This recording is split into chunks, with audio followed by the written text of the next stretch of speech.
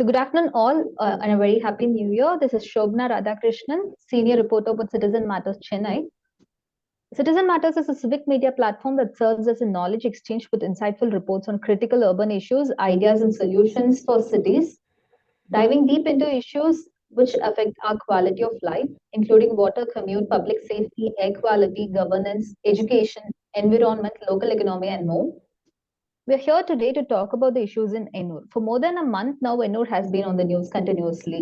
First, we had the floods, then the oil spill, and now the gas leak. This brings an urgent need to discuss the larger issues in Chennai. So today we have Prabhakaran Veerarasu. He's an environmental activist from Chennai. He's a long-time member of Poologu Nanbargal, a 30-year-old environmental organization working on the issues of GM crops, nuclear energy, air pollution, climate change, and so on. Prabhakaran is a well-known campaigner on various issues related to pollution and waste management. At present, he is serving as an expert committee member in the Tamil Nadu State Planning Committee for framing the state's waste management policy. He also holds a master's degree on environmental engineering from Anna University and has authored 2 books, one on climate change and the other on the air pollution. So thank you, Prabha, for joining us today and being flexible with the time.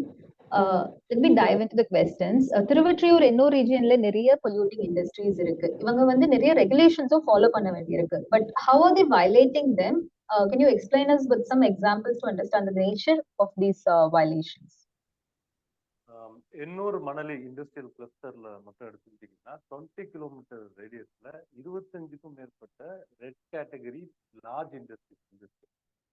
உதாரணத்துக்கு 3 thermal power station, Ennore thermal power plant, north Chennai thermal power station, Vallur thermal power plant அப்படின்னு 3 பெரிய thermal power plant அங்கே இருக்கு. அப்புறம் 3 board இருக்கு. அப்போ அந்த போர்ட்ல இருந்து அந்த நிலக்கரி வந்து இந்த தெர்மல் பவர் பிளான்ட்டுக்கு சப்ளை பண்றாங்க. அதற்காக ஒரு கோல் யார்டு, எல்என்டியோட கோல் யார்டு வந்து அங்கே இருக்கு. ஸோ இது மட்டும் இல்லாம நிறைய பெட்ரோலியம் கம்பெனிஸ், ஆயில் ரிஃபைனரிஸ் இருக்கு, 3 ஃபெர்டிலைசர் யூனிட்ஸ் இருக்கு, பெரிய ஆட்டோமொபைல் இண்டஸ்ட்ரி இருக்கு, கெமிக்கல் பிளான்ட் இருக்கு, பிளாஸ்டிக் இண்டஸ்ட்ரி இருக்கு. இந்த மாதிரி 25க்கும் மேற்பட்ட லார்ஜ் ரெட் கேட்டகரி இண்டஸ்ட்ரி வந்து அந்த ஒரு சின்ன ஏரியால 20 கிலோமீட்டருக்குள்ள வந்து இவ்வளவும் இருக்கு. ஸோ அதுதான் பாத்தீங்கன்னா அந்த இடத்த வந்து ரொம்ப ஸ்ட்ரெஸ் பண்ணிட்டு இருக்கு. அதாவது அந்த இடம் பாத்தீங்கன்னா அதோடைய கெப்பாசிட்டியை தாண்டி வந்து கிரிட்டிக்கலி பொல்யூட் ஆயிருக்கிறதுக்கு காரணம் என்னன்னு பாத்தீங்கன்னா இவ்வளவு இண்டஸ்ட்ரி ஒரே இடத்துல பொழிக்கப்பட்டது அப்படிதான். இப்ப எண்ணூர்ல இந்த இண்டஸ்ட்ரீஸ் எல்லாம் வந்து விதிக்கு உட்பட்டு அவங்களுடைய நார்ம்ஸை வந்து ஃபாலோ பண்ணி இயங்கினாலே பெரிய ஒரு பொல்யூஷன் இல்லாம அந்த பொல்யூஷன் பிரச்சனை வந்து நம்மளால தவிர்க்க முடியும். ஆனா இந்த இண்டஸ்ட்ரீஸ் எல்லாம் பாத்தீங்கன்னா தொடர்ந்து வயலேஷன்ல ஈடுபட்டு இருக்காங்க. ஒரு பக்கம் வயலேஷன் அப்படின்றது இருக்கு, இன்னொரு பக்கம் அவங்களுடைய நெக்லிஜென்ஸ். இந்த ரெண்டும் சேர்ந்துதான் பாத்தீங்கன்னா அங்க இருக்கக்கூடிய பொல்யூஷனையும் அங்க இருக்க இண்டஸ்ட்ரியல் நடக்கக்கூடிய அந்த ஆக்சிடென்ட்ஸையும் ஃப்ரீக்வெண்ட் ஆக்கிருக்கு. அப்ப இப்ப சமீபத்துல நடந்த இந்த ஆயில் ஸ்பில்லா இருக்கட்டும், சிபிசிஎல் நிறுவனத்துல இருந்து வெளியே வந்திருக்க இந்த ஆயிலா இருக்கட்டும், கோரமண்டல் ஃபேக்டரியில இருந்து வெளியே வந்திருக்க இந்த அமோனியா கேஸ் லீக்கா இருக்கட்டும், இதெல்லாம் ஒரு பக்கம் நெக்லிஜென்ஸ் அப்படின்னு நம்ம எடுத்துக்கிட்டாலும், இது விபத்துக்கு காரணம் அந்த தொழிற்சாலையோட நெக்லிஜென்ஸ் அப்படின்னு எடுத்துக்கிட்டாலும், இது இன்னைக்கு நேர்த்திக்கு நெக்லிஜென்ஸ் கிடையாது. இது 50 ஆண்டு கால நெக்லிஜென்ஸ். கடந்த 50 வருஷமா பாத்தீங்கன்னா அந்த பகுதியில் இருக்கக்கூடிய மக்கள் வந்து சுற்றுச்சூழல் பாதிக்குது, இந்த ஃபேக்டரிஸ்னால எங்களுடைய தண்ணி காற்று வந்து மாசுபடுதுன்னு சொல்லி தொடர்ந்து போராடிட்டு இருக்காங்க. ஆனா அவங்க போராட்டத்திற்கு இந்த தொழிற்சாலைகள் செவி சாய்க்கல, அரசாங்கம் வந்து அதை கண்டுகொள்ளல. இதன் காரணமாக பாத்தீங்கன்னா இந்த வயலேஷன் அப்படின்றது தொடர்ந்துகிட்டு தான் இருக்கு, இந்த நெக்லிஜென்ஸ் அப்படின்னு தொடர்ந்துட்டே இருக்கு. இது நிச்சயமாக ஒரு நீண்ட கால நெக்லிஜென்ஸ். 50 ஆண்டு காலம், 1971ஆம் ஆண்டு எண்ணூர் தெர்மல் பவர் ஸ்டேஷன் ஆரம்பிச்சு அதை ரன் பண்ணும் போதுல இருந்து மக்கள் போராடிட்டு இருக்காங்க. எதற்காக போராடுறாங்க? எங்களுக்கு நல்ல காத்து வேணும், நல்ல தண்ணி வேணும்னு அவங்க அடிப்படை உரிமைக்காக, அடிப்படை தேவைக்காக மக்கள் போராடிட்டு இருக்காங்க. அதை வந்து நம்ம கண்டுகொள்ளாததன் காரணமாக தான் இப்ப இவ்வளவு பெரிய விபத்து அப்படின்றது எண்ணூர்ல நடக்கும். சோ நீங்க சொன்ன மாதிரி இப்போ ரீசெண்டா நடந்த கேஸ் லீக் சம்பவத்திலயும் மக்கள் சொன்னது வந்து அவங்களுடைய எந்த அலர்ட்டுமே கொடுக்கல கேஸ் லீக் நடந்தப்ப அப்படின்றது. So when there is a gas leak ஒரு இண்டஸ்ட்ரியல் டிசாஸ்டர் அங்க நடக்கிறப்ப இந்த இண்டஸ்ட்ரீஸ் ஃபாலோ பண்ண வேண்டிய ப்ரோட்டோகால்ஸ் என்னவா இருக்கு? இந்த 2 சம்பவங்கள், oil spill and gas leak பொறுத்த வரைக்கும் சிஸ்டமிக் வயலேஷன்ஸ் என்னெல்லாம் நடந்திருக்கு? ஒரு விபத்து நடந்த பிறகுதான் அதுக்கான அந்த ஆயத்தம் அப்படின்றது இல்ல, விபத்து நடக்கிறதுக்கு முன்னாடியே அதுக்கான ஆயத்தம் அப்படின்றது தேவை. அதாவது இப்ப ஒரு இண்டஸ்ட்ரியில ஒரு ஒரு ப்ராசஸ் பண்றாங்க அப்படின்னா என்ன மாதிரியான கெமிக்கல்ஸ் பயன்படுத்துறாங்க, அது ஒருவேளை ஸ்பில் ஆச்சுன்னா, அதுல ஆக்சிடென்ட் நடந்துச்சுன்னா சுத்தி இருக்கக்கூடிய மக்களுக்கு என்ன மாதிரி பாதிப்பு அது ஏற்படுத்தும் அப்படின்றது அந்த பகுதி மக்களுக்கு வந்து தெரியப்படுத்திருக்கணும். அதாவது இது வந்து ஒரு ஒரு ட்ரில் கண்டக்ட் பண்ணுவாங்க. அதாவது இந்த மாதிரி அந்த இண்டஸ்ட்ரீஸ்ல விபத்து நடந்தா என்ன செய்யணும் அப்படின்றது சுத்தி இருக்கக்கூடிய மக்களுக்கு ஒரு அவேர்னஸ் ட்ரில் வந்து கண்டக்ட் பண்ணுவாங்க. அது இங்க எண்ணூர்ல பண்ணதா தெரியல. ஏன்னா இப்ப இந்த விபத்து ஆயில் இது அமோனியா கேஸ் லீக் நடந்ததுக்கு பிற்பாடு அந்த மக்கள் நைட் என்ன செய்யறதுன்னு அவங்களுக்கு தெரியல. கேஸ் வந்து லீக் ஆயிடுச்சு. வீட்ல அவங்களால ஃபீல் பண்ண முடியுது கேஸ. இமிடியேட்டா என்ன செய்யணும்னு அந்த மக்களுக்கு தெரியல. அதாவது உங்களுக்கு இந்த மாரி அம்மோனியா கேஸ் லீக் இருக்கும்போது, துணிய வச்சு நீங்க கவர் பண்ணணும். உங்களுடைய ஃபேஸ, நோஸ புரொடெக்ட் பண்ணணும்.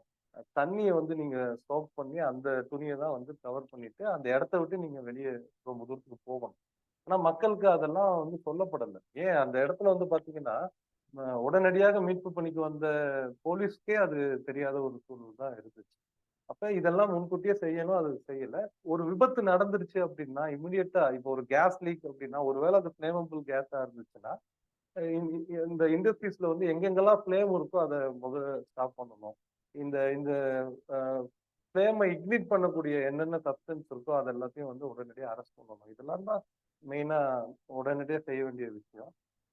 எந்த இடத்துல லீக் ஆகுச்சோ அந்த இடத்த வந்து நம்ம அரெஸ்ட் பண்ணணும். மறுபடியும் ஃபர்தர் லீக் இல்லாத மாரி அத வந்து புரொடெக்ட் பண்ணணும். இதெல்லாம் செஞ்சு முடிச்சுட்டு உடனடியா சம்பந்தப்பட்ட அதிகாரிகளுக்கு இத தெரியப்படுத்தணும்.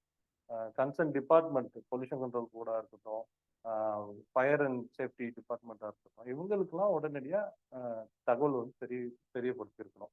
ஆனா கோரமண்டல் இண்டஸ்ட்ரியை பொறுத்த வரைக்கும் கேஸ் லீக் ஆகி 1.5 மணி நேரம் 2 மணி நேரத்துக்கு அப்புறம் தான் அவங்க தகவலே வெளியே சொல்றாங்க. ஸோ அதுல வந்து நமக்கு இன்னும் நம்ம ப்ரிகாஷன் ஸ்டெப்ஸ்லாம் எடுக்கணும். ஃபர்தரா இந்த மாதிரி நடக்கிற நேரங்கள்ல சீக்கிரமா இதை நம்ம ரிப்போர்ட் பண்ணணும் அப்படின்றது ஒரு முக்கியமான விஷயம். ஆயில் லீக்கை பொறுத்த வரைக்கும் நம்ம இப்போ வரைக்குமே அது என்ன ஆயில்ன்றது வந்து அந்த கம்பெனி சொல்லலை. சிபிசிஎல் நிறுவனம் வந்து அது வந்து பென் ஃபியூலா இல்ல ப்ராசஸ்ட் ஆயிலா இல்ல அவங்களுடைய வந்து க்ரூட் ஆயிலா அந்த மாதிரி எந்த டீட்டெயிலுமே நமக்கு தெரியாது. அந்த அந்த ஆயில்ல என்னென்ன காம்பனன்ட்ஸ் இருக்கு, என்ன அசாட் இருக்கு, எவ்வளவு அளவுல வந்து கெமிக்கல்ஸ் கலந்துருக்கு, அது என்ன ஆயில் அப்படின்றத அந்த கம்பெனி வந்து வரைக்கும் சொல்லாம இருக்காங்க. அதை சொல்லணும். அதே நேரத்துல எவ்வளவு குவான்டிட்டி ஸ்பில்லா இருக்குன்ற டீட்டெயில் வந்து சொல்லணும். ஆயில் ஸ்பில் நடந்துருச்சுன்னா உடனடியா செய்ய வேண்டியது வந்து ஸ்பில்லான இடத்த வந்து அரெஸ்ட் பண்ணி ஸ்டாப் பண்றது. இந்த ஸ்பில் வந்து ஃபர்தரா வந்து ஸ்ப்ரெட் ஆகாம இருக்கிறதுக்காக கண்டெயின் பண்ணுவாங்க. அதாவது பூமர்ஸ் போட்டு அதை வந்து ஒரு குறிப்பிட்ட இடத்துல கண்டெயின் பண்றதுக்கு காரணம் என்னன்னா, பக்கத்துல ஏதாவது கிரீக்கோ இல்ல ஏதாவது ஸ்ட்ரீம் வாட்டர் பாடி இருந்துச்சுன்னா அதை கண்டாமினேட் பண்ணாத அளவுக்கு அதை வந்து கண்டெயின் பண்ணுவாங்க. ஆனா இங்க பாத்தீங்கன்னா ஆயில் ஸ்பில் நடந்து 5 நாளுக்கு அப்புறம் 6 நாளுக்கு அப்புறம் தான் பூமியை எடுத்து வந்தாங்க. அதனால இங்க அது கண்டெயின் பண்ணப்படல. அந்த காரணமாக தான் இப்போ வந்து ஒரு 30 ஸ்கொயர் கிலோமீட்டருக்கு இந்த ஆயில் ஸ்பில் அப்படின்றது ஸ்ப்ரெட் ஆயிருக்கு. இப்போ இனிஷியலா நம்ம செய்ய வேண்டியதை நம்ம இந்த ஆயில் ஸ்பில்ல தவற விட்டுட்டோம் அப்படின்றது. ரைட். ஐ திங்க் இந்த ரயில்வே மேன் அப்படிங்கிற படம் நினைக்கிறேன். ரீசெண்டா வந்தது இந்த போபால் ட்ராஜடி பத்தி வந்ததுல நீங்க சொன்ன ப்ரிகாஷன்ஸ் எல்லாம் அவங்க பண்ணுவாங்க. ஈர துணியை மூக்குல கட்டிட்டு வெளியே வர்றது, இதெல்லாம். ஸோ கிவன் தட் இப்ப நம்ம அந்த ஆயில் ஸ்பில் பத்தி பேசுனதுனால அதை ஒட்டி ஒரு கேள்வி என்னன்னா, இன்னொரு is eco sensitive zone. So அப்ப வந்து அங்க இருக்க மக்கள் மட்டும் இல்லாம அங்க இருக்க ஃப்ளோரா ஃபோனா என்விரான்மெண்ட் வந்து இதனால அதிக அளவுல பாதிக்கப்பட போகுது. ஐ திங்க் ஃபாரஸ்ட் டிபார்ட்மெண்ட் கூட இந்த பெலிகன்ஸ் எல்லாம் கிளீன் பண்ணிட்டு இருந்தாங்க ஆஃப்டர் தி ஆயில் ஸ்பில். அதுவே ரொம்ப சேலஞ்சிங்கா இருந்துச்சு சொல்லி. ஸோ இந்த ரீசெண்டான இன்சிடென்ட்ஸ் வந்து ஒரு லாங் டேர்ம் இம்பாக்ட் என்னவா இருக்கும் flora fauna and environment at large என்னவா இருக்கும்? எண்ணூர்ல ஏற்பட்டிருக்குது இது டபுள் டிசாஸ்டர். அதாவது இந்த ஆயில் ஸ்பில் அப்புறம் அமோனியா கேஸ் ரெண்டும் சேர்ந்து ஒரு பெரிய இம்பாக்ட் வந்து அங்க உள்ள எக்காலஜிக்கு கிரியேட் பண்ணிருக்கு. இப்ப எண்ணூர் ஆயில் ஸ்பில் வந்து இப்ப 2017 ஆயில் ஸ்பில் வந்து கடல்ல நடந்துச்சு. ஆனா இப்ப எண்ணூர் ஆயில் ஸ்பில் இப்ப நடந்திருக்கிறது பாத்தீங்கன்னா எண்ணூர் கிரீக்கையும் பொதுஸ்தலையாரையும் அது வந்து கண்டாமினேட் பண்ணும். முக்கியமா எண்ணூர் கிரீக் அப்படின்றது ரொம்ப முக்கியமான ஒரு எக்கோ சென்சிட்டிவ் ஏரியா. இப்போ எண்ணூர் கிரீக்ல தான் பாத்தீங்கன்னா இந்த மீன்கள் வந்து முட்டையிட்டு குஞ்சு பிரிக்கக்கூடிய ப்ரீடிங் கிரவுண்டா இருக்கிறது இந்த எண்ணூர் creek. ஸோ அந்த இடத்துல வந்து இவ்வளவு தூரம் வந்து ஆயில் ஸ்பில் ஆயிருக்கு, அதை கிளீன் பண்ண முடியாத அளவுக்கு. ஏன்னா அது பாத்தீங்கன்னா அந்த பகுதியில இருக்க சாயில் படிஞ்சிருக்கு. கீழே வந்து பாத்தீங்கன்னா ஆழமா அது போய் அது கீழே இருக்கக்கூடிய சேற்று பகுதின்னு சொல்லுவாங்க. அந்த சேற்று பகுதியில தான் மீன் எறா வந்து முட்டை போட்டு குஞ்சு பொரிக்கும். ஸோ அங்க வரைக்கும் உங்களுக்கு ஆயில் வந்து ஸ்ப்ரெட் ஆயிருக்கு அப்படின்றது நிச்சயமாக அந்த எக்காலஜிக்கு ஒரு பெரிய டிசாஸ்டர். அப்ப இந்த இந்த கிரீக்ல இருக்கக்கூடிய இந்த ரெண்டு புறமும் இருக்கக்கூடிய இது இருக்கு பாருங்க, உங்களுக்கு சதுப்பு நிலங்கள் இருக்கு. எங்கெல்லாம் அந்த மார்ஷ் இருக்கோ, எங்கெல்லாம் அந்த அஹ், அஹ், உங்களுக்கு வெட்லேண்ட் தாவரங்கள் வளருதோ, அந்த இடங்கள்ல வந்து இது பாதிப்பு ஏற்படுத்தியிருக்கு. இந்த குறிப்பா இந்த மார்ஷ் ட்ரீஸ்லாம் பாத்தீங்கன்னா அவ்வளவு சீக்கிரத்துல வந்து அது அழியாது. எவ்வளவு பெரிய வெள்ளம் வறட்சியா இருந்தாலும் அது தாங்கி நிற்கும். ஆனா இந்த சதுப்பு காடுகள் வந்து இப்போ இந்த ஆயில் ஸ்பில்னால கம்ப்ளீட்டா வந்து வேனிஷ் ஆயிருக்கு. அந்த பகுதியில வந்து எப்படி ஒரு மரத்தை நீங்க எரிச்சா எப்படி வந்து அது எரிஞ்சு பட்டு போகுமோ, அந்த அளவுக்கு வந்து இந்த ஆயில் காரணமாக அந்த இருக்கக்கூடிய மார்ஷ் வந்து பட்டு போயிருக்கு. அப்ப அதெல்லாம் நம்மளால திரும்பி ரீக்ரியேட்டே பண்ண முடியாது. அப்ப நம்ம எவ்வளவுதான் நம்ம செலவு பண்ணாமோ அந்த எக்கோசிஸ்டத்தை மறுபடியும் உருவாக்க முடியாத அளவுக்கான பாதிப்பு அப்படின்றது எண்ணூர்ல நடந்திருக்கு. 2017 ஆயில் ஸ்பில்ல பாத்தீங்கன்னா ஆஹ் ஆஹ் என்னதான் கிளீன் பண்ணி முடிச்சதுக்கு பிற்பாடும் அந்த இடத்துல மீன் உற்பத்தின்றது பழைய நிலைமைக்கு அவங்களால கொண்டு வர முடியல. அப்ப ஒரு 4 வருஷம் 5 வருஷம் வந்து மீன்பிடி அப்படின்றது பாதிக்கப்பட்டு வந்துச்சு 2017 ஆயில் ஸ்பில்ல. மீனவர்கள் கேட்கும் போது அவங்க சொல்றது இதுதான். 50% அவங்க மீன்பிடி 2017க்கு அப்புறம் குறைஞ்சிருச்சு அப்படின்னு சொல்றாங்க. 50% வந்து உங்களுக்கு ஃபிஷ் கேட்ச் வந்து குறைஞ்சிருக்கு 2017க்கு அப்புறம். இந்த வருஷம் தான் மறுபடியும் அது வந்து பழைய நிலைமைக்கு ரிட்ரைவ் ஆயிட்டு இருந்த ஸ்டேஜ். அப்ப மறுபடியும் இப்போ ஒரு ஆயில் ஸ்பில் நடந்திருக்கு. இதோடைய பாதிப்பு 2017 ஸ்பில்லை விட அதிகம் அப்படின்ற போது நிச்சயமாக பல வருடங்களுக்கு இந்த பாதிப்புன்றது. அப்ப மீன் வந்து பழைய நிலைமைக்கு வர்றதுக்கே வந்து பாத்தீங்கன்னா உங்களுக்கு 5-6 வருஷத்துக்கு மேல ஆகும். அது வரைக்கும் இங்க இருக்கக்கூடிய மீனவர்களுடைய வாழ்க்கை, அவங்களுடைய வாழ்வாதாரம், லைவ்லிஹுட் அப்படின்றது பெரிய அளவுல பாதிக்கும். இது என்னோட ஆயில் ஸ்பில்ல பத்தி நம்ம பேசுறோம். இப்ப அமோனியா கேஸ் லீக் அப்படின்னும் போது அமோனியா கேஸ் வந்து உங்களுக்கு தண்ணியில தான் லீக் ஆயிருக்கு. அதாவது அமோனியா கேஸ் வந்து கப்பல்ல இருந்து பிளான்ட்டுக்கு எடுத்துட்டு வரக்கூடிய இந்த பைப் லைன் 2.5 கிலோமீட்டர் பைப் லைன்ல தான் கேஸ் லீக்ன்றது தண்ணி கடியில வந்து நடக்குது. இந்த underwater pipeline gas லீக்னால என்ன இருக்குன்னா இந்த அமோனியா வந்து தண்ணியில கடல்ல தண்ணியில கலந்ததுனால இது become ammonium hydroxide. Ammonium hydroxide ammonia வந்து பாய்சனஸ். ஆனா ammonium hydroxide is poison. Ammonia is basically a corrosive gas. எங்கெல்லாம் அந்த அமோனியா போதோ அதை வந்து அரிச்சு எடுத்துரும் அந்த சப்ஸ்டன்ஸ். ஸோ இப்போ இது வந்து அமோனியம் ஹைட்ராக்சைடா தண்ணியில கலந்ததுனால என்ன ஆச்சுன்னா, எந்தெந்த மீன் வந்து அதை சாப்பிட்டுச்சோ, எந்தெந்த மீன் அந்த தண்ணியில இருக்குதோ, அதோட உடம்ப வந்து அதை அரிச்சு எடுத்துரும். அது கில்ஸ்ல இருந்து அதோட லங்ஸ்ல இருந்து எல்லாத்தையும் அரிச்சு எடுத்து அந்த மீன் செத்து மிதக்குது. அதனாலதான் பாத்தீங்கன்னா இப்ப எண்ணூர்ல நிறைய மீன்கள், ஆமைகள், அங்க இருக்கக்கூடிய இந்த கடல் உயிரினங்கள் வந்து செத்து மிதக்கிறத நம்மளால பார்க்கலாம். அப்ப இது இமிடியட் இம்பாக்டா பாத்தீங்கன்னா அங்க இருக்கக்கூடிய ஃபிஷ், குறிப்பா சில சின்ன சின்ன ஃபிஷ் ஸ்பீஷிஸ்லாம் அது தாங்க முடியாம இறந்து போயிடும். பெரிய ஃபிஷ் ஸ்பீஷிஸ் இதை தாங்கி கொள்ற அந்த கெப்பாசிட்டியில இருக்கக்கூடிய ஃபிஷ் ஸ்பீஷிஸ் பாத்தீங்கன்னா இப்போ அதால இமிடியேட்டா தாங்கிக்க முடியும். ஆனா லாங் டேர்ம் இம்பாக்ட் அப்படின்றது நிச்சயமாக இருக்கும். இது வந்து ஃபிஷ்ஷோட பாடியில இருக்கக்கூடிய பிஹெச் லெவலை வந்து ஆல்டர் பண்ணும். அமோனியம் ஹைட்ராக்சைடு வந்து ஃபிஷ்க்கு வந்து பாத்தீங்கன்னா கில்ஸ்ல வந்து சில அதோடைய செதில்கள்ல வந்து சில வியாதிகளை கொண்டு வரதன் மூலமாக அதால சுவாசிக்க முடியாமலும் ஃபிஷ்ஷோட growth வந்து லாங் டேர்ம்ல அஃபெக்ட் ஆகிறதுக்கான வாய்ப்பு அப்படின்றது இந்த அமோனியம் ஹைட்ராக்சைடுனால இருக்கு.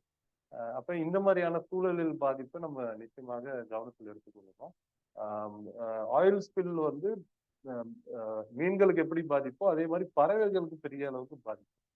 இந்த பறவைகளுடைய அந்த இறகுல ரெக்கையில வந்து இந்த ஆயில்ஸ் வந்து போய் படிகிறதுனால அதனால பறக்க முடியாம அது அந்த குளிர்ல அந்த ஈரப்பதத்துல எக்ஸ்போஸ் ஆகி பாத்தீங்கன்னா நிறைய பறவைகள் வந்து உயிரிழந்துருக்கு. இந்த பறவைகளுக்கு ஒரு பெரிய பாதிப்பாகவும் இருக்கு.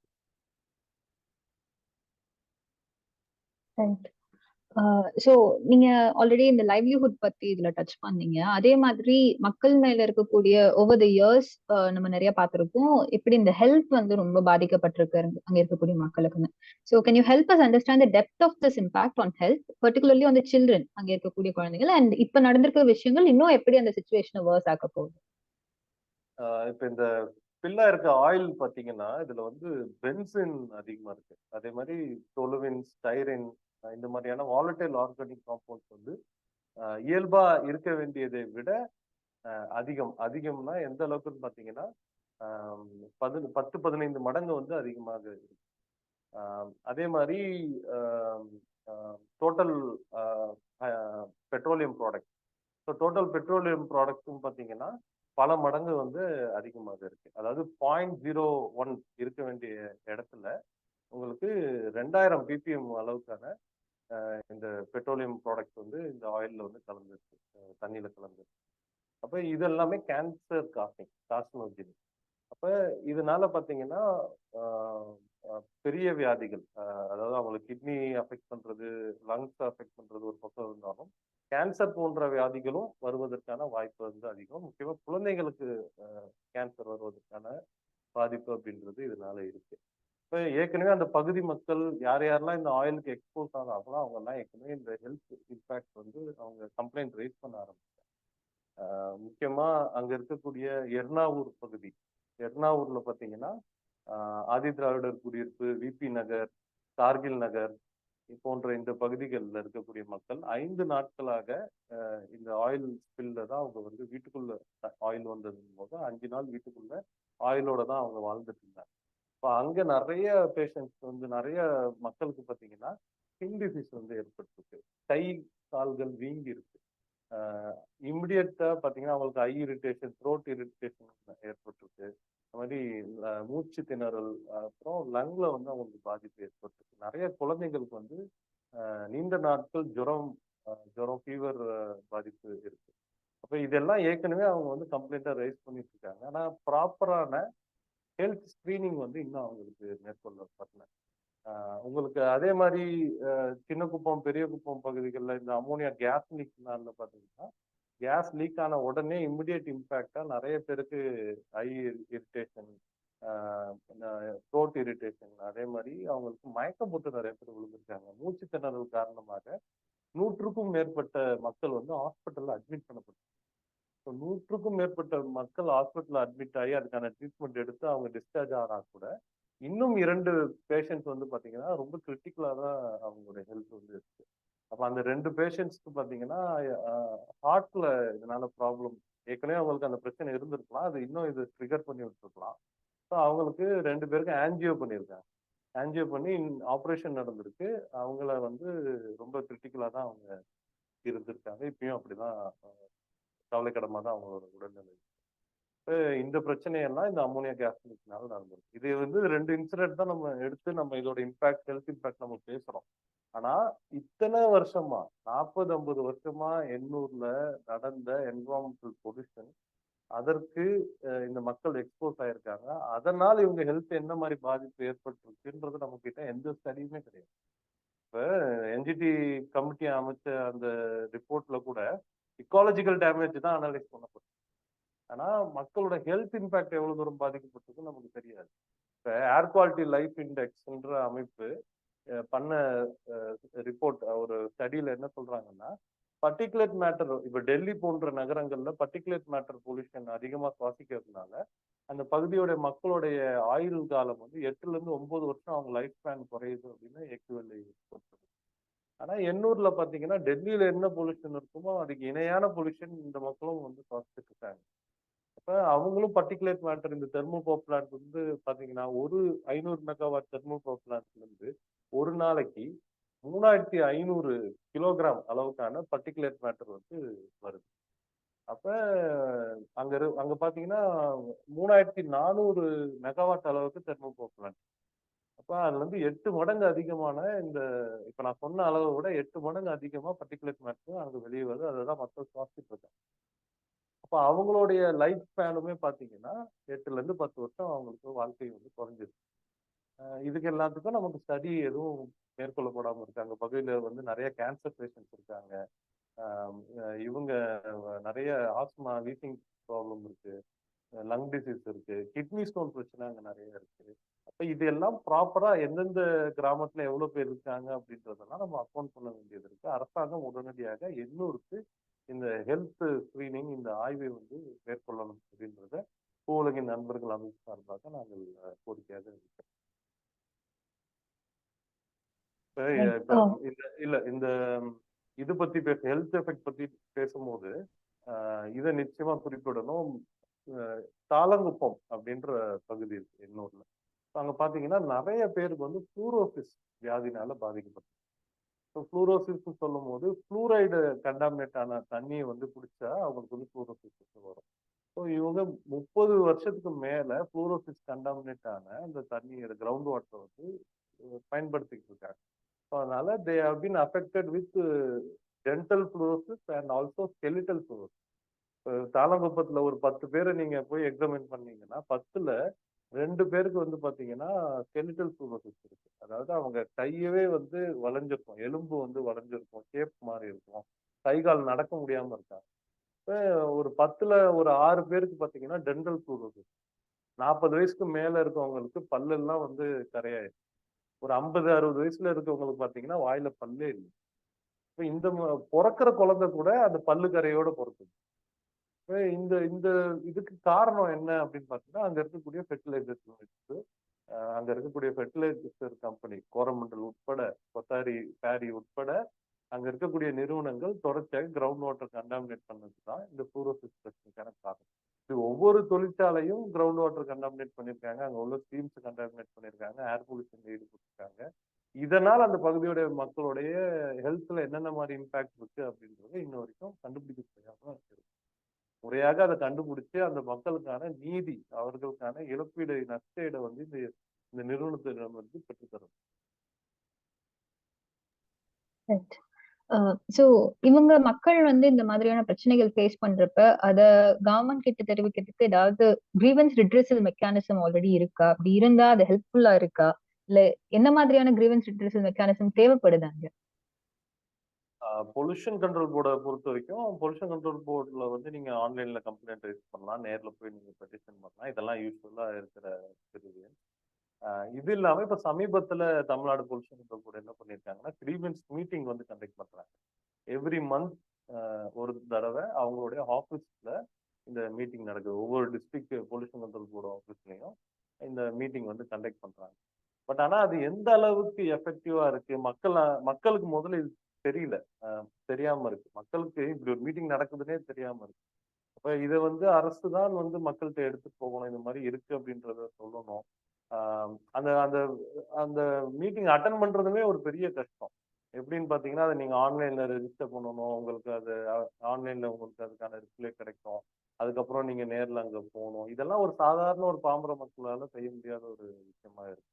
அப்ப நீங்க அந்த மக்கள் எங்க இருக்காங்களோ அந்த பகுதிகளை நம்ம வந்து அந்த குறைதீர்ப்பு கூட்டங்களை வந்து நடத்தணும். வெறும் ஆபீஸ்ல நீங்க கிண்டி ஆபீஸ்ல நடத்திட்டு எல்லாரும் கிண்டிக்கு வந்து ரிப்போர்ட் பண்ணிட்டு போங்க அப்படின்னு சொல்லாம நீங்க அந்தந்த பகுதியில வந்து நீங்க அந்த கூட்டங்களை எப்படி நம்ம கருத்து கேட்பு கூட்டம் நடத்துறோமோ அந்த மாதிரி மாதம் ஒரு முறை எல்லா அறிவிப்பும் கொடுத்து மக்களுக்கு வந்து அதை தெரியப்படுத்தி ஒரு ஒரு கிரீவன்ஸ் மீட்டிங் வந்து ஒவ்வொரு ஊர்லயும் அட்லீஸ்ட் இந்த இண்டஸ்ட்ரீஸ் இருக்கிற பகுதிகள்லயாவது அந்த மீட்டிங்கை நம்ம மாற்றுவது. ஏன்னா இப்ப அந்த பகுதியில மக்கள் வந்து அவங்கதான் டைரக்டா ஃபேஸ் பண்றாங்க இந்த பொல்யூஷன். இப்போ வயலேஷன் நடக்கும் போது அவங்களுக்கு தான் ஃபர்ஸ்ட் ஹேண்ட் இன்ஃபர்மேஷன் கிடைக்குது. இப்போ அவங்க போய் அதை சொல்லக்கூடிய அந்த வாய்ப்பு அப்படின்றது நிறைய நேரங்கள்ல அவங்களுக்கு வந்து கிடைக்கிறது இல்லை. இப்போ எங்களுக்கு நிறைய கால் பண்ணி சொல்றாங்க. அங்க நாங்க ரெகுலரா அங்க வந்து மக்களோட டச்ல இருக்கிறதுனால உடனடியாக கால் பண்ணுவாங்க. இந்த ஆத்துல வந்து மஞ்சள் கலர்ல தண்ணி போகுது, இங்க இருந்து இந்த கம்பெனில இருந்து ரெட் கலர்ல தண்ணி திறந்து விட்டுருக்காங்க அப்படின்றதெல்லாம் போட்டோஸோட வீடியோஸோட எங்களுக்கு அனுப்புறாங்க. எங்களுக்கு அனுப்ப முடியுது, ஆனா பொல்யூஷன் கண்ட்ரோல் போர்டுக்கு வந்து அவங்களால அனுப்ப முடியலன்னா அங்க என்ன பிரச்சனை இருக்குன்னு நம்ம பார்க்க வேண்டியது இருக்கு. மக்கள் கொஞ்சம் ஈஸியா ஆக்சஸ் பண்ற அளவுக்கு நம்மளுடைய துறைகள் வந்து இன்னும் கொஞ்சம் எளிமைப்படுத்தும்.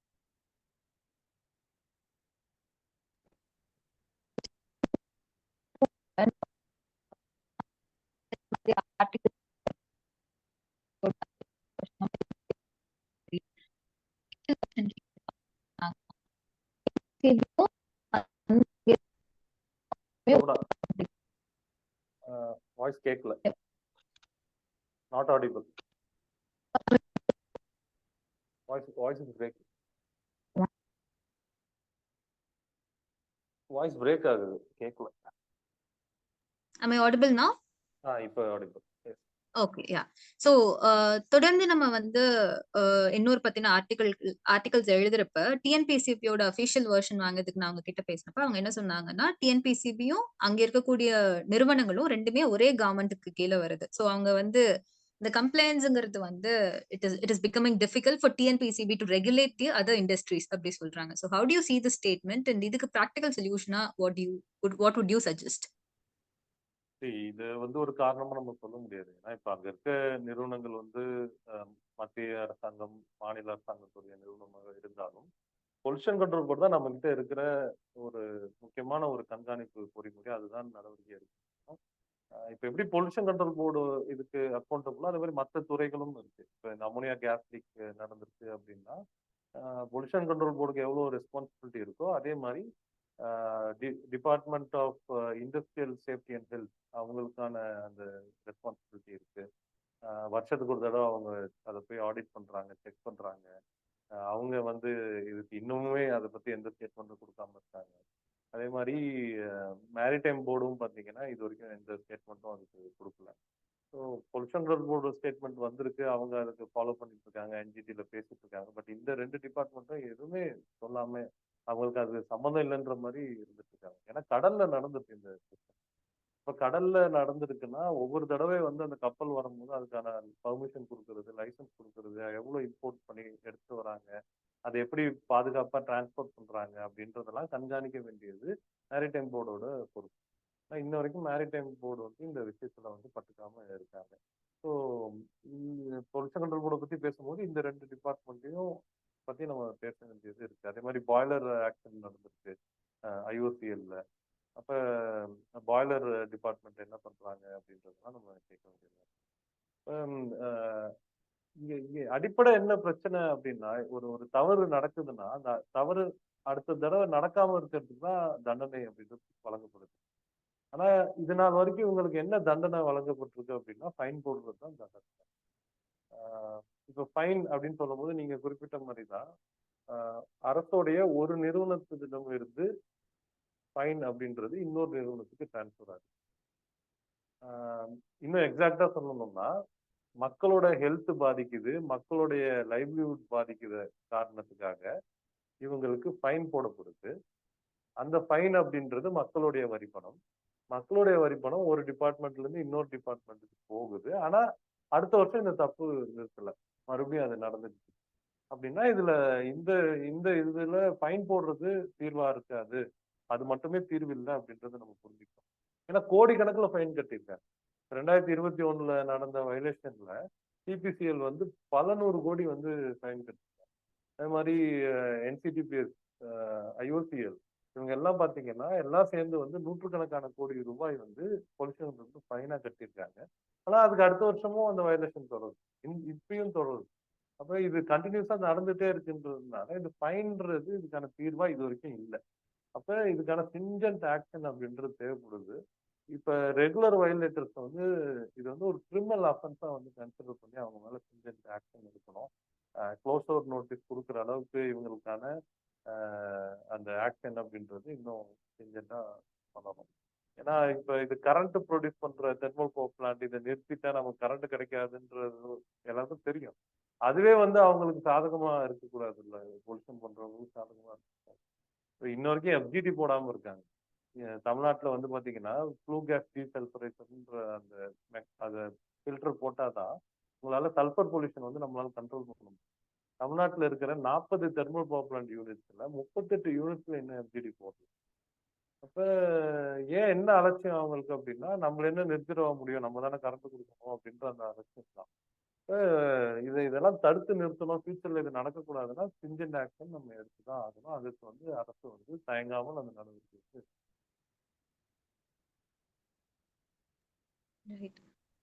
நீங்க சொன்ன அதே ஆர்குமெண்ட் தான் எப்பவுமே வருது. டெவலப்மெண்ட் வெர்சஸ் என்விரான்மென்ட் அப்படின்றது. அப்ப மக்கள் கிட்ட அது எப்பவுமே அவங்க புரொட்டஸ்ட் பண்றப்ப, "அப்ப உங்களுக்கு கரண்ட் வேணாமா? அப்ப உங்களுக்கு நாடு முன்னேற வேணாமா?" அப்படின்ற ஆர்குமென்ட்க்கு தான் எப்பவுமே போறாங்க.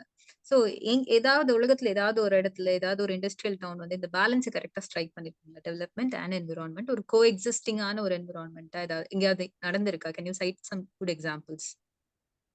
எது டெவலப்மெண்ட் அப்படின்ற கேள்விதான் நம்ம இப்ப நம்ம வந்து ஏதோ வளர்ச்சிக்கு எதிரானவங்க மாதிரி சித்தரிக்கிறாங்க. நம்ம பேசுறது தான் ஆக்சுவல் வளர்ச்சி. இப்ப ஒரு ஒரு உடம்பு இருக்கு. உடம்புல வந்து ஒரு பார்ட் மட்டும் வீங்கிட்டே வளர்ந்துட்டே போச்சுன்னா அது பேர் வளர்ச்சி இல்ல. தலை மட்டும் வளர்ந்துட்டே போச்சுன்னா அது பேர் வீக்கம். வளர்ச்சி இல்ல. உடம்புல இருக்க எல்லா பார்ட்டும் ஈக்குவலா வளர்ந்தாதான் அது பேரு வளர்ச்சி. அப்ப நீங்க ஒரே இடத்த வந்து நீங்க திரும்ப திரும்ப இண்டஸ்ட்ரீஸ வந்து நீங்க கொண்டு வரதை விட்டுட்டு தவிர்த்துட்டு டீசென்ட்ரலைஸ் பண்றது தான் ஆக்சுவல் வளர்ச்சி அப்படின்னு நம்ம குறிப்பிட்டோம். இப்ப இந்த 25 இண்டஸ்ட்ரி இங்க இருக்கு. எண்ணூர்ல இருக்கு. இன்னும் புதுசா 4 இண்டஸ்ட்ரி வந்து ப்ரொபோஸ் பண்ணிருக்கீங்க ரெட் கேட்டகரிக்கு. அப்ப அது ஏன் எண்ணூருக்கு எடுத்துட்டு வரணும்? ஏன் வேற தொழிற்சாலைகளே இல்லாத ஒரு பகுதிகள் அதை ஏன் வைக்கக்கூடாது அப்படின்ற கேள்விதான் நம்ம இப்ப இப்ப ஒரு ஒரு தெர்மல் பவர் பிளான்ட் ஸ்டாக்ல இருந்து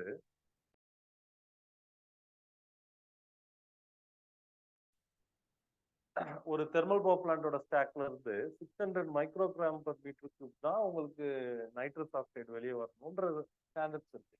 வித்தின் த ஸ்டாண்டர்ட்ஸ் தான் அந்த கம்பெனி வந்து ஃபாலோ பண்றாங்கன்னு கூட நீங்க வச்சுக்கோங்க. மொத்தம் அங்க பாத்தீங்கன்னா அந்த மாதிரி 6-7 ஸ்டாக் இருக்கு. அப்ப அந்த 7 ஸ்டாக்ல இருந்து வரக்கூடிய குமுலேட்டிவ் பொல்யூஷன் என்ன? அதுக்கு நம்மகிட்ட ஸ்டாண்டர்ட் இருக்கா அப்படின்னு கேட்டீங்கன்னா கிடையாது. அப்ப நமக்கு குமுலேட்டிவ் பொல்யூஷன் எவ்வளவுன்னு தெரியாது. அந்த குமுலேட்டிவ் லோட நம்ம எவ்வளவு தாண்டி இருக்கோன்றது நமக்கு தெரியாது. அதுக்கான ஸ்டாண்டர்ட்ஸும் நம்ம கிட்ட இல்ல. அப்படின்னும் போது 25 இண்டஸ்ட்ரீஸ் அங்க வச்சு நம்ம வந்து பொல்யூட் பண்ணிக்கிட்டே இருக்கிறோம் அப்படின்னா அது வந்து நிச்சயமாக அது வந்து வளர்ச்சி கிடையாது. நீங்க வந்து ஒரு குறிப்பிட்ட மக்களை வந்து அந்த மக்களுக்கு நீங்க செய்யற துரோகம். அந்த மக்கள் மேல காட்டப்படுற மிகப்பெரிய பார்ட்டியாலிட்டி. இப்ப இதே வந்து உங்களுக்கு தெர்மோபோ பிளான்ட் ஏன் அங்க வைக்கிறீங்க? ஏன் இவ்வளவு இண்டஸ்ட்ரீஸ் அங்க வைக்கிறீங்க? அப்ப கடல் இருக்கு. கடல்ல இருந்து தண்ணியை வித்ட்ரா பண்றதுக்கும் பூத்ஸ் வந்து தண்ணி வழியா வரத்துக்கும் தான் நீங்க அந்த இண்டஸ்ட்ரீஸ்லாம் கடல் பக்கத்துல வைக்கிறோம். நாங்க எண்ணூர்ல வைக்கிறோம்னு ஜஸ்டிஃபை பண்றாங்க. ஏன் உங்களுக்கு கடல் பக்கத்துல தான் வைக்கணும்னா ஏன் நீங்க மயிலாப்பூர்ல கொண்டு போய் வச்சிருவீங்களா? இல்ல பெசன்ட் நகர்ல கொண்டு போய் உங்களால வைக்க முடியுமா? அப்ப இந்த பகுதி மக்கள்ல மட்டும் நாங்க வந்து ஒரு ஒரு 2ஆம் குடித்தர மக்களாக நாங்க கன்சிடர் பண்ணுவோம். இவங்கள வந்து நாங்க இவங்களோட உயிர் முக்கியம். தொடர்ச்சியா எண்ணூர்ல வர இந்த கம்பெனிஸ் இண்டஸ்ட்ரீஸ் வந்து திரும்ப திரும்ப அங்க எண்ணூர்ல கொண்டு வரதுக்கு இதுதானே வந்து காரணமா இருக்கு. இப்ப இந்த இந்த ப்ராசஸ் இருக்குல்ல, இந்த ப்ராசஸ் பேர் வந்து ரெட் லைனிங். இது வந்து இந்த ரெட் லைனிங் அப்படின்றது ஒரு இன்டர்நேஷனல் டேர்ம். வளர்ந்த நாடுகள்ல கூட இந்த இந்த அணுகுமுறை அப்படின்றது இப்படிதான் இருக்கு. ரெட் லைனிங்கா தான் இருக்கு. அமெரிக்கா போன்ற வளர்ந்த நாடுகள்ல கூட இந்த நியூக்ளியர் பவர் பிளான்டா இருக்கட்டும், தெர்மல் பவர் பிளான்டா இருக்கட்டும், இந்த மாதிரி அசாடஸ் இண்டஸ்ட்ரியா இருக்கட்டும், ஊருக்கு ஒதுக்குப்புறமா அங்க இருக்கக்கூடிய ஹைவேஸ்ல விவசாயிகள் இருக்கிற பகுதிகளில் தான் இந்த ப்ராஜெக்ட். அப்ப அந்த அந்த பார்ஷியாலிட்டி அப்படின்றது தான் இது ஒரு முக்கியமான ஒரு பிரச்சனை. டிஸ்கிரிமினேட். இப்ப இங்க வந்து தமிழ்நாட்டுல சென்னையில வந்து பிரிட்டிஷ் இருந்தப்ப சென்னையை வந்து பிளாக் டவுன் ஒயிட் டவுன் ரெண்டா பிரிச்சு வச்சிருக்காங்க. அவங்க இருந்த பகுதியை ஒயிட் டவுனாகவும் அவர்களுக்கு உழைக்கக்கூடிய மக்கள் இருக்கக்கூடிய பகுதியை பிளாக் டவுனாகவும் பிரிச்சு வச்சிருக்காங்க. நீங்க பிரிட்டிஷ் இங்க இல்லைன்னா கூட அந்த பிளாக் டவுன் ஒயிட் டவுன் மென்டாலிட்டின்றது இன்னும் அப்படியேதான் இருக்கு. இப்போ சவுத் சென்னை சென்ட்ரல் சென்னைக்கெல்லாம் இதெல்லாம் இந்த பிரச்சனை எல்லாம் இல்லை. ஆனா நார்த் சென்னையில மட்டும் இவ்வளோ மோசமான இண்டஸ்ட்ரீஸை நாங்க இவ்வளோ குவான்டிட்டிலாம் அங்க கொண்டு போய் டம்ப் பண்ணுவோம். தொடர்ச்சியா அவங்க பொல்யூஷன் பண்ணுவாங்க, வயலேஷன் பண்ணுவாங்க, அதை நாங்க கண்டுக்க மாட்டோம். அதே மாதிரி அந்த பகுதியில வந்து மக்கள் வாழ்வாதாரம் பாதிக்கப்படுறது, ஹெல்த்தை பாதிக்கப்படுறது நாங்க கண்டுக்க மாட்டோம்னு அரசுகள் சொல்லுது அப்படின்னா அது நிச்சயமா ஒரு ஒரு பெரிய டிஸ்கிரிமினேஷன், ஒரு மிகப்பெரிய ஒரு சோசியல் இன்ஜஸ்டிஸ் வந்து நடந்துட்டு இருக்கு. வெளிநாடுகள்ல பாத்தீங்கன்னா வளர்ந்த நாடுகள்ல வந்து நிறைய நாடுகள் வந்து அந்த முடிவு எடுத்துட்டாங்க. கோல்ல இருந்து நாங்க வெளியே போறோம், நாங்க வந்து ரினியூபிள் எனர்ஜி நோக்கி நாங்க நகர்றோம் அப்படின்ற முடிவை பல நாடுகள் எடுத்து நடைமுறைப்படுத்திட்டு இருக்காங்க. உங்களுக்கு ஸ்வீடன், டென்மார்க் போன்ற யூரோப்பியன் கண்ட்ரிஸ் எல்லாம் உங்களுக்கு 50% மேல ரினியூபிள்ஸ் வந்து அவங்க எனர்ஜி ஜென்ரேஷன்ல வந்துருச்சு. அவங்க நெட் ஜீரோக்கான டேட் ஃபிக்ஸ் பண்ணிட்டாங்க. கம்ப்ளீட்லி கோல்ல இருந்து வெளியே வர்றதுக்கான அந்த டைம் லைன் ஃபிக்ஸ் பண்ணிட்டாங்க. 2030 2040ன்ற இதெல்லாம் ஃபிக்ஸ் பண்ணி அவங்க ஒர்க் பண்ணிட்டு இருக்காங்க. ஆனா இன்ன வரைக்கும் பாத்தீங்கன்னா நம்ம அந்த டெட்லைன் நம்ம 2017 என்னதான் நம்ம சொன்னா கூட இன்னும் அதற்கான நடைமுறை விஷயங்கள் வந்து இன்னும் செய்யப்படல. இப்ப தமிழ்நாட்டுல வந்து பாத்தீங்கன்னா 20,000 மெகாவாட்டுக்கு வந்து சோலார் பிளான்ட் கொண்டு வரதுக்கான முயற்சி நடந்துட்டு இருக்கு. டீசென்ட்ரலைஸ் சோலார் 20,000 மெகாவாட், 10,000 மெகாவாட்டுக்கான பேட்டரி ஸ்டோரேஜ், இதெல்லாம் ஒரு பக்கம் இருந்தாலும் இன்னொரு in other hand we are increasing the thermo power plant. எப்படி ஒரே நேரத்துல ரெண்டையும் பண்ண முடியும்? இப்போ வளர்ச்சி அப்படின்றது யாரையும் பாதிக்காத அளவுல வந்து நம்ம கரண்ட் உற்பத்தி பண்றது, யாரையும் பாதிக்காத அளவுல வந்து நம்ம இண்டஸ்ட்ரியை ரன் பண்றது தான் வளர்ச்சி. இவ்வளோ பொல்யூஷன் பண்ணிட்டு நாங்க வந்து இது நம்பர் ஆஃப் இண்டஸ்ட்ரீஸை மட்டும் இன்க்ரீஸ் பண்ணிட்டே போவோம்ன்றது பேரு நிச்சயமாக வளர்ச்சி.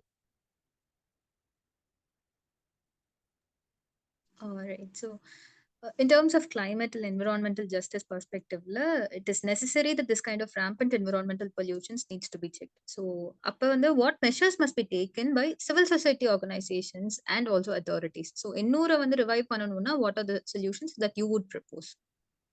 எண்ணூரை ரிவைவ் பண்ணணும்னா உடனடியா செய்ய வேண்டியது, அங்க ஏற்கனவே கமிட்டி ரிப்போர்ட்ஸ் இருக்கு.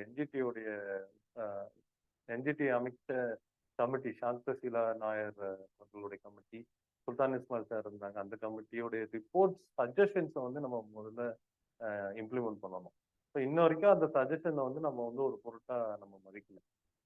இப்போ அந்த ரிப்போர்ட்ல பார்த்தீங்கன்னா இன்னொரு ரெட் கேட்டகரி இண்டஸ்ட்ரி நார்த் சென்னைக்கு வேண்டாம் அப்படின்றது ஒரு முக்கியமான ஒரு அங்க sulphur di oxide, nitrous oxide generate பண்ணக்கூடிய ரெட் கேட்டகரி இண்டஸ்ட்ரி அங்க இன்னொன்று வரக்கூடாது அப்படின்றது தான் அந்த கமிட்டியோட ரிப்போர்ட்.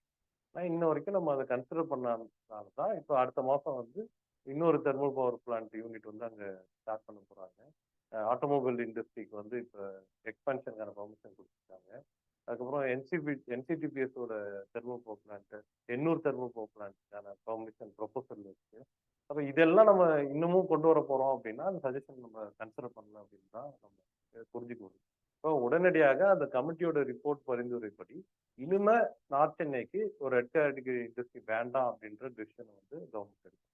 இன்னொன்று, ரெகுலர் வயலேஷன்ல ஈடுபடுற கம்பெனி மேல ஆக்ஷன் எடுத்து அதை படிப்படியாக க்ளோஸ் பண்ணும். இப்போ உங்களுக்கு இந்த பாரி கோரமண்டல் கம்பெனி வந்து கிரவுண்ட் வாட்டர் கண்டாமினேட் பண்ணியிருக்கு, குளோரோசிஸ் வந்துருக்கு. அப்போ அந்த மக்கள் என்ன பண்றாங்க, ஒருத்தரா வீடை காலி பண்ணி போறாங்க. அந்த இடத்த விட்டு மக்கள் வெளியேறாங்க அந்த பொல்யூஷன் காரணமா. ஒரு இடத்துல தப்பு நடக்குதுன்னா தப்பு செஞ்சவர்கள் தான் வெளியேறணும். அங்க இருக்கக்கூடிய மக்கள் வந்து வெளியேறக்கூடாது. ஏன்னா இவ்வளவு கோடி ப்ராஃபிட் பண்ணிட்டு இருக்கு அந்த கம்பெனி. இத்தனாயிரம் கோடி இந்த 40 வருஷத்துல அவங்க ப்ராஃபிட் பண்ணியிருக்காங்க. ஏன் அவங்களுக்கு இன்னொரு இடத்த வந்து பார்த்துட்டு ரீலோகேட் ஆக முடியாதா? ஒண்ணுமே பணம் இல்லாம இதனால கஷ்டப்பட்டு இருக்கக்கூடிய மக்கள் வந்து ஃபோர்ஸா அவங்களை ஃபோர்ஸ் பண்ணி வெளியேற்றிட்டு இருக்காங்க. அப்ப கம்பெனி வெளியேறட்டும், ஏன் மக்கள் வெளியேறட்டும்? இப்போ இந்த தொடர்ச்சியா வயலேஷன் இருக்க கம்பெனியை வந்து கண்டுபிடிச்சு அவங்கள வந்து ஸ்டாப் பண்ணி வேற இடத்துக்கு வெளியேற்றுற வேலையை வந்து அரசு வந்து மேற்கொள்ளும். அப்போ படிப்படியாக இங்க இருக்கக்கூடிய இண்டஸ்ட்ரியை டீசென்ட்ரலைஸ் பண்ணணும். தமிழ்நாடு முழுக்க எங்கெங்கெல்லாம் இண்டஸ்ட்ரியல் கிளஸ்டர்ஸ் இருக்கோ, எண்ணூர் மட்டும் கிடையாது, எண்ணூர் மணலி மட்டும் கிடையாது, கடலூராக இருக்கட்டும், தூத்துக்குடியாக இருக்கட்டும், மேட்டூராக இருக்கட்டும், செங்கல்பட்டு, காஞ்சிபுரம் இருக்கட்டும், எங்கெல்லாம் சிப்காட்ஸ் இருக்கோ அங்க ஒரே இடத்துல இவ்வளோ இண்டஸ்ட்ரீஸை குவிக்காம நம்ம அதை டீசென்ட்ரலைஸ் பண்றதுக்கான அந்த பாலிசி வந்து அரசாங்கம் வந்து நடைபெறுது. இதுதான் ஃபியூச்சர்ல இந்த பொல்யூஷனை குறைக்கும். ஏற்கனவே நடந்திருக்கு இருந்த டேமேஜை வந்து சரி செய்யணும் அப்படின்னா அதுவுமே பார்த்தீங்கன்னா இந்த கமிட்டி ரிப்போர்ட்ஸ் வந்து கொடுத்துருக்காங்க. 4 அடிக்கு வந்து எண்ணூர் கிரீக் வந்து சாம்பல் இருக்கு.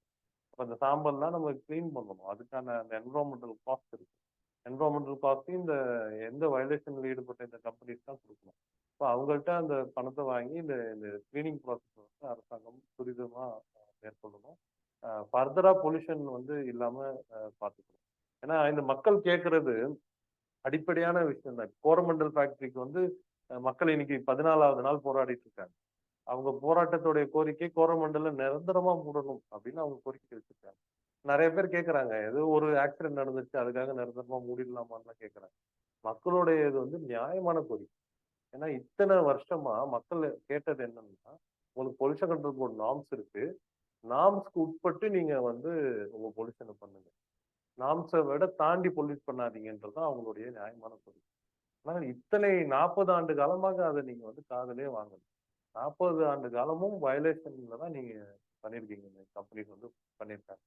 அப்ப ஒரு கட்டத்துக்கு மேல பொறுமை இழந்து மக்கள் வந்து இந்த கோரிக்கையை வச்சிருக்காங்க, நிரந்தரமா இந்த கம்பெனியை மூடணும். அது நியாயமான கோரிக்கையும் கூட. ஏன்னா இப்ப இதுக்கான கமிட்டி அமைக்கப்பட்டு எவ்வளவு தூரம் என்விரான்மெண்ட்ல இந்த கம்பெனி இம்பாக்ட் பண்ணியிருக்கு, இந்த 40 வருஷத்துல எவ்வளவு மக்களோட ஹெல்த் பாதிக்கப்பட்டிருக்குன்னு ஸ்டடி பண்ணப்பட்டுச்சுன்னா நிச்சயமாக இந்த கம்பெனியை மூட தான் வேண்டும். ஏன்னா உங்களுக்கு ஸ்டெர்லைட் நம்ம ஏற்கனவே நமக்கு எக்ஸாம்பிள் இருக்கு. ஸ்டெர்லைட் கம்பெனியை வந்து நம்ம நிரந்தரமா க்ளோஸ் பண்ணிருக்கோம். அப்ப இந்த கம்பெனியோடைய இந்த ஹெல்த் இம்பாக்ட் ஸ்டடி வந்துச்சுன்னா இந்த கம்பெனியும் மூடுறதுக்கான வாய்ப்பு நிறைய இருக்கு. அப்ப அரசு வந்து இந்த ஸ்டடியை வந்து மேற்கொள்ளும். நீங்க சொன்ன மாதிரி 14வது நாளா மக்கள் இன்னும் போராடிக்கிட்டு இருக்காங்க. ஆனா என்ன பிரச்சனையா இருக்கு ஒவ்வொரு தடவை அவங்க போராடுறப்பயும் அப்படின்னா, அது வந்து நார்த் சென்னை பிரச்சனையா பார்க்கப்படுது. அங்க இருக்கக்கூடிய பொல்யூஷன் அப்படின்றது. But it is a Chennai issue, right? It is a Chennai problem. So இந்த நரேட்டிவ் எப்படி சேஞ்ச் பண்ணலாம்? இந்த நரேட்டிவ்க்கு பின்னாடி என்ன பிரச்சனை இருக்குன்னு நீங்க நினைக்கிறீங்க?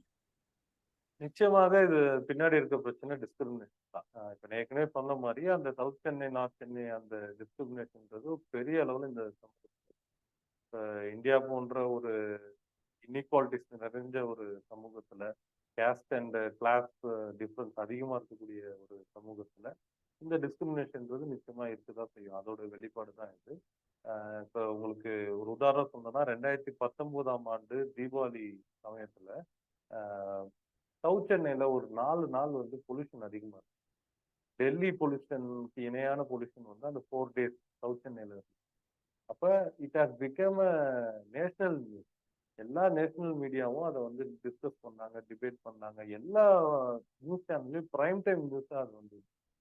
ஆனா அதே 2019வது வருஷம் டெல்லி பொல்யூஷன் எவ்வளவு இருந்ததோ அதுக்கு ஈக்குவலான பொல்யூஷன் நார்த் சென்னையில 170 நாட்கள் இருக்கு. வருஷத்துல பாதி நாள் நார்த் சென்னை அப்படிதான் இருந்துச்சு. ஆனா அதை வந்து யாரும் கண்டுச்சு. ஆனா சவுத் சென்னை 4 நாள் பொல்யூட் ஆனதுக்கு இங்க வந்து அது நேஷனல் நியூஸா மாறும். ஸோ அந்த டிஸ்கிரிமினேஷன் தான் இங்க நார்த் சென்னை பிரச்சனை இன்னும் பிரச்சனையாவே இருக்கிறதுக்கான காரணம். ஏன்னா அந்த மக்கள் இவ்வளவு இழப்பு, இவ்வளவு பொருளாதார இழப்பு, அவங்களுடைய வேலை வாய்ப்பு பாதிக்கப்பட்டிருக்கு, ஹெல்த் இவ்வளவு தூரம் பாதிக்கப்பட்டிருக்கு, மக்கள் இறந்துட்டு இருக்காங்க, செத்துட்டு இருக்காங்க. ஆனாலும் அது வந்து ஒரு முக்கியமான பிரச்சனையா மத்தவங்க நினைக்கல அப்படின்னா, இப்ப அவங்களுடைய அந்த சாதிய மனப்பான்மை, அங்க இருக்கக்கூடிய மக்களுடைய உயிரை வந்து ஒரு ஒரு பொருட்டா நம்ம எடுத்துக்கல. அதுக்கு பின்னாடி இருக்கக்கூடிய அந்த வர்க்க காரணங்கள் இதெல்லாம் தான் அடிப்படை பிரச்சனையாக இருக்கு. சோ எண்ணூறு பிரச்சனை அப்படின்றது அது வெறும் சூழலியல் பிரச்சனை மட்டும் கிடையாது. அது ஒரு சாதிய பிரச்சனை, அது வந்து வர்க்க பிரச்சனை. இது ரெண்டையும் சேர்த்துதான் எண்ணூறு பிரச்சனை அப்படின்றது நம்ம பார்க்கணும். so I think we have come to the end of the session. All my questions are done. Do you have anything else to add, Kruva? இப்ப பாத்தீங்கன்னா தமிழ்நாடு கவர்மெண்ட் வந்து நிறைய இந்த சுற்றுச்சூழல் சார்ந்த நடவடிக்கைகள் வந்து நிறைய எடுத்துட்டு இருக்காங்க. கிளைமேட் சேஞ்சுக்கு இது வரைக்கும் பாத்தீங்கன்னா இந்த 2.5 வருஷத்துல 36 இனிஷியேட்டிவ் வந்து கிளைமேட் சேஞ்சுக்காக எடுத்திருக்காங்க. அதே மாதிரி நிறைய சூழலுக்கு எதிரான திட்டங்களை வந்து தடுத்து நிறுத்திருக்காங்க. ஹைட்ரோ கார்பன் எடுக்கிறதா இருக்கட்டும், ஹைட்ரோ கார்பன் தமிழ்நாட்டில் எங்கேயுமே எடுக்க நாங்கள் அனுமதிக்க மாட்டோம்னு முதல்வர் ஸ்டேட்மெண்ட் கொடுத்துருக்காரு. அதே மாதிரி நியூக்ளியர் பவர் பிளான்ட் கூடங்குளத்தில் வந்து புது யூனிட் கொண்டு வரதுக்கு, அங்கே வந்து டம்பிங் பண்ணுறதுக்கான அந்த ஃபெசிலிட்டி கொண்டு வரதுக்கெல்லாம் எதிர்ப்பு தெரிவிச்சிருக்காங்க. அப்போ தமிழ்நாடு அரசு வந்து இவ்வளவு சூழல் முக்கியத்துவம் கொடுத்து தமிழ்நாடை ப்ரொடெக்ட் பண்ற அதே நேரத்துல இந்த மாதிரியான இண்டஸ்ட்ரியல் ஏரியால நடக்கிற இந்த என்வரான்மெண்டல் இஷ்யூஸையும் அவங்க வந்து ஒரு டெசிஷன் எடுக்கணும். இதை டீசென்ட்ரலைஸ் பண்றதுக்கான முயற்சிகளை உடனடியாக துவங்கணும். அதே நேரத்துல இப்போ நம்ம பேசிட்டு இருக்க நேரத்துல இப்போ இண்டஸ்ட்ரீஸ்க்கான அந்த ஒப்பந்தங்கள்லாம் கையெழுத்தாயிடுச்சு. அப்போ அந்த இண்டஸ்ட்ரீஸும் வந்து இந்த மாதிரியான பொல்யூஷன் பண்ணக்கூடாது, ஒரே இடத்துல அந்த மாதிரி இண்டஸ்ட்ரீஸை வைக்கக்கூடாது. அதே மாதிரி எந்த இண்டஸ்ட்ரீஸை நம்ம சூஸ் பண்றோம் அப்படின்றதுலையும் அரசு வந்து கவனம் செலுத்தணும். முதலீடு வருது, $3 trillion எக்கனாமி நோக்கி போறோன்றதுக்காக நம்ம எல்லா இண்டஸ்ட்ரீஸும் நம்ம வந்து அனுமதி கொடுக்காம எந்த இண்டஸ்ட்ரி உண்மையிலே தேவை, எது வந்தா இங்க தமிழ்நாட்டுக்கு, இங்க மக்களுக்கு, இந்த நிலத்துக்கு, இங்க இருக்கக்கூடிய சுற்றுச்சூழலுக்கு நல்லது அப்படின்றது தெரிஞ்சு அரசு வந்து இந்த முடிவுகளை எடுத்தால் சரியாக இருக்கும். அதே நேரத்தில் 800 பிரச்சனைக்கான தீர்வை வந்து அரசாங்கம் உடனடியாக மேற்கொள்ளணும். ஏன்னா இப்ப எண்ணூர் ஆயில் ஸ்பில் வந்து கிளீன் பண்ணிட்டோம் அப்படின்னு சொல்றாங்க. நிச்சயமாக அது வந்து ஒரு மாசத்துல கிளீன் பண்ற விஷயம் கிடையாது. வருஷ கணக்குல ஆகும் அதை கிளீன் பண்ணி முடிக்கிறது. அப்ப அந்த ஒரு புரிதலோட, அந்த ஒரு பொறுப்புணர்வோட அரசாங்கம் வந்து அந்த கிளீனிங் ப்ராசஸ் வந்து இன்னும் சரியான முறையில வந்து செய்யணும். அது அந்த பகுதி மக்களுக்கு ஏதோ ஒரு நிவாரணம், ஒரு கண் துடைப்புக்காக ஏதோ கொடுத்தது மாதிரி இல்லாம, அவர்களுக்கான உரிய நீதியை வந்து அரசாங்கம் வந்து பெற்றுத் தரணும். ஸோ இதற்கான முயற்சிகள் வந்து நடக்கணும் அப்படின்றது தான் எங்களுடைய பூவுலகின் நண்பர்கள் அமைப்பு சார்பாக எங்களுடைய கோரிக்கை அது. Right. So once again, thank you so much for taking time and being really flexible with the time today. I also really hope அங்க போராடிக்கிட்டு இருக்க மக்களுக்கு வந்து அவங்களுக்கான உரிய நீதி கிடைக்கணும் அப்படின்றது. So the video of this conversation will be uploaded in our YouTube channel. We'll share the link with you also. Yeah. Thank you so much. Okay Shobana. இன்னொரு மீட்டிங் இருக்கு, நான் அப்புறம் பேசுறேன். Sure, sure, sure. Thank you.